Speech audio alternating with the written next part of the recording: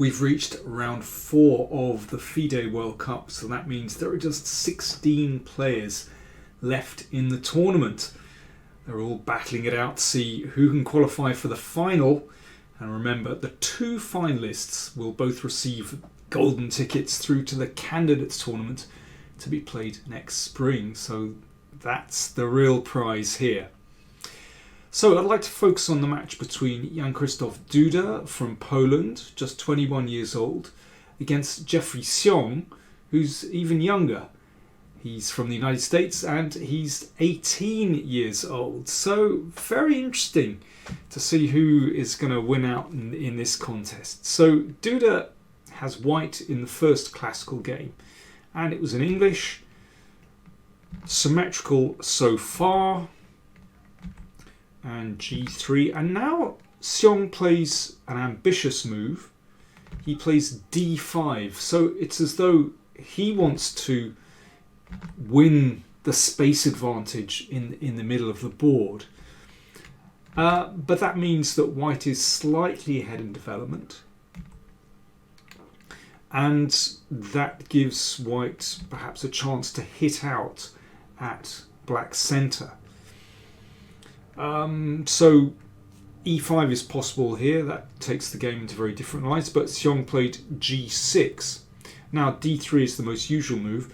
But Duda played knight a4, which is a little bit wacky, but it's been played by players of the caliber of Razuvayev, Polugaevsky, Romanishin. So it's tricky. So for example, if this pawn comes up here to defend the c-pawn,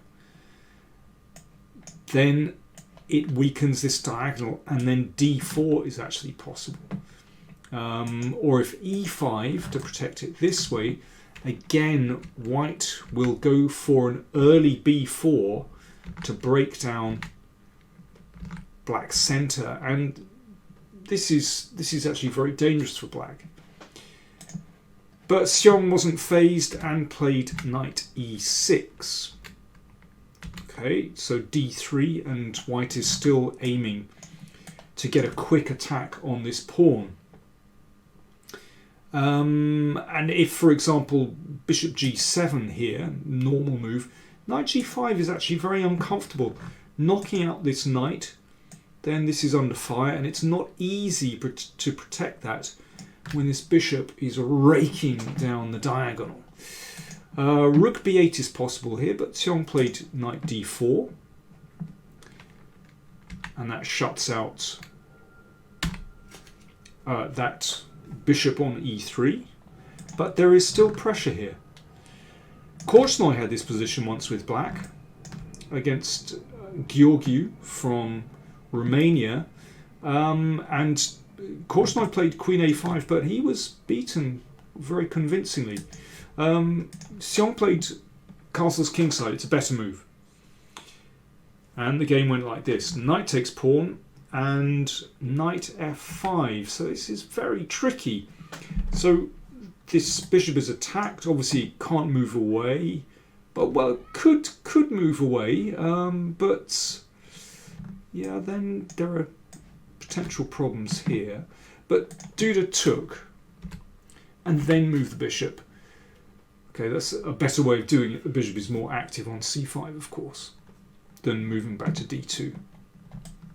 So it keeps an eye here. So Xiong is a pawn down. So he captured on b2. And rook b1, and the bishop went back. Now, this is actually a critical moment in the game. Material is even. Both sides have developed reasonably well. Both got castled. There's perhaps a threat to this pawn, so white could play very steadily and play queen d2 to protect that pawn and connect the rooks as well. And then b6, bishop comes back. Well, the position is probably about even. Both sides have developed pretty well. But Duda was obviously feeling in a very adventurous mood, and he played rook takes pawn, which on the surface of it looks very strong. But in fact there is a problem with this move. Queen c8, a double attack. Well, I'm sure Duda appreciated that this move was possible. He brought the rook back, so only way to save material. Then a6, the rook has to step to the side to keep protecting the bishop. And now bishop c3 wins material, because if this goes back, then queen takes bishop. So why did he do this? This is a very risky way to play when he could have, well, simply had a solid position just by developing with queen d2.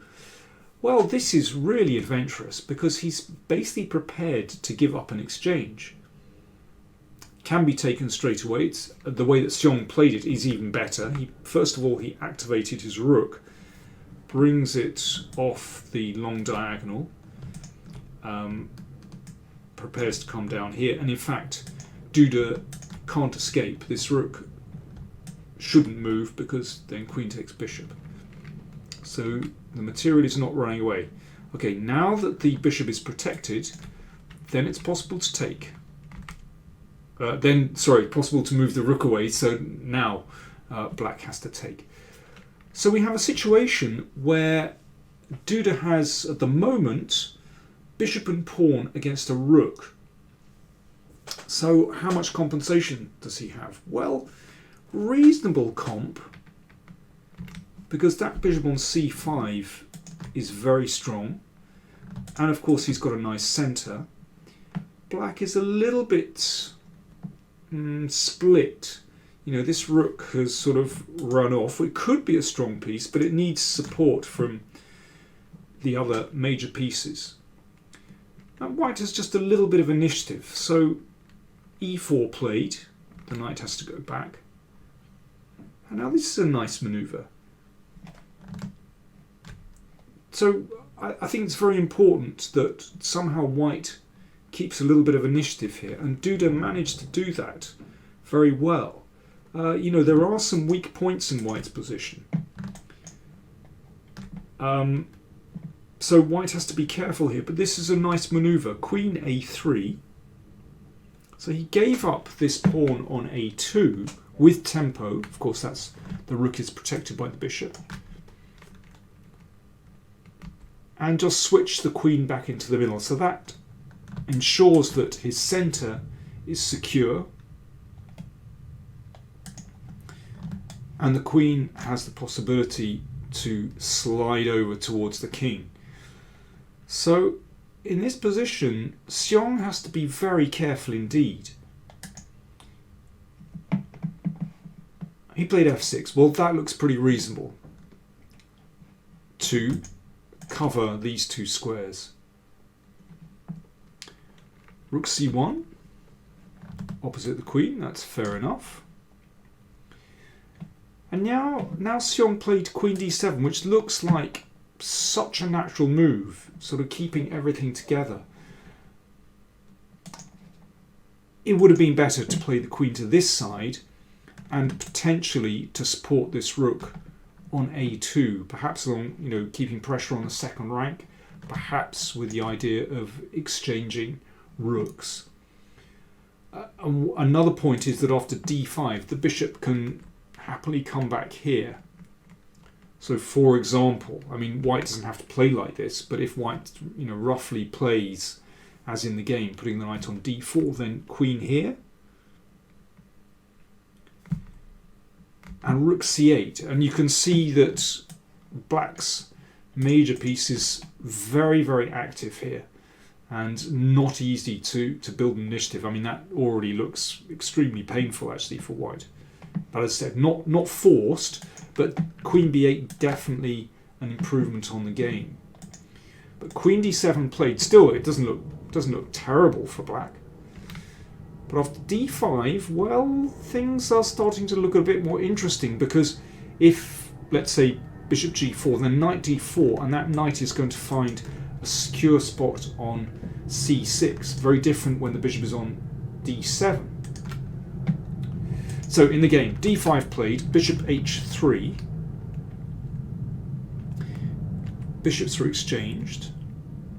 Looks a little bit odd to bring black's queen down here around the king, but actually it's not a problem for white because black can't support the queen and this rook is a bit stuck out on its own. So in fact black's forces are rather split, they don't coordinate very well, whereas white's on the other hand, well, this is a picture of centralization. Absolutely beautiful pieces. So rook c8 is a very understandable move in order to exchange off pieces here, and that would give black's king a little bit more security. But no, knight c6 of course, putting the knight in and threatening a check. So rook e8. And Duda decided to bring the knight back. Perhaps with the idea of blocking out the attack here with knight e6. Again, perhaps looking to, well, at some point you've got to be very careful of the back rank, of course, but there might be a possibility to bring the rook down the board. So Xiong repeated the position. So this is an interesting moment. Duda decided to avoid the repetition. Knight c6 would repeat the position and could possibly lead to a draw, but no, he went for more. He played rook b1, keeping the rook active on the b file. Now, I think probably the most sensible move here is to bring the queen back to d7. And I think all we can say is that white has good compensation for the exchange. You know, this knight can sit on one of these squares, probably c6 to block out the rook, and you know the game is very open. But rook a4 played instead, and the knight came into e6. Now this is a strong move because it actually blocks out black's queen from the defense, and yeah, it's all very well if there's some kind of attack on the first rank. The queen on h3 would be rather splendid, but actually for defensive purposes it's a problem, as we're about to see. Now white obviously has to be very careful. The rook can't come up the board here, so Duda just played rook e1. Now that's a very clever move because it gives this pawn some protection. Let's see what happened. In fact, here Xiong made a blunder. He should play a5. But I mean, white still has fantastic compensation in this position. So g5 played. And this allows a really nice breakthrough. e5. With the point that if pawn takes pawn this way, then queen g5 check. Leads to mate very quickly. And, well, if this isn't taken, let's say queen h5, then simply taking here and the pawn is going to come through to d7, and that's horrendous. So pawn takes pawn here. Well, I've given it a question mark, but really I think by this stage it is lost, however black plays. Queen a7. So that's why this rook came over here. Otherwise rook c1 would be check, and that would be the end. So rook e1 was very clever indeed. He anticipated this. So mate threatened. Queen comes back to h6. Not a beautiful square for the queen. You can see it's kind of dominated by the knight. And now d6 is just rolling through. That knight covers key squares in the position. All these beautiful squares, and d7 is happening. And basically, In this position, black is lost. There is no defence to the advance of the d-pawn. I mean, added to that, black's king is also very exposed. So there's no decent defence now. You can see how that queen really is in terrible trouble. g4 played with a threat, but that was dealt with very handily by h4. Taken, now king h2, and the king is actually safe. Queen g6, one last little trap from Xiong. He wants to play rook h1 check, and when that's taken by the king, then queen e4 check and queen g2. But that's too obvious. Queen a8 check was the final move of the game. Here, Xiong resigned.